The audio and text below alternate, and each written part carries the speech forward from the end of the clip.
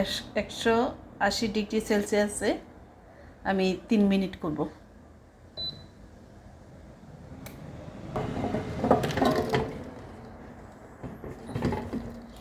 হয়ে গেল আমার ফুচকা, পানিপুরি বলেন ফুচকা বলেন আপনারা, ডুবা তেলে না ভেজে এভাবে করে পানিপুরি ফুচকা এভাবে করে খাওয়া যায়, শরীরের জন্য স্বাস্থ্যকর এভাবে করে খাওয়া। ওকে, আল্লাহ হাফিজ।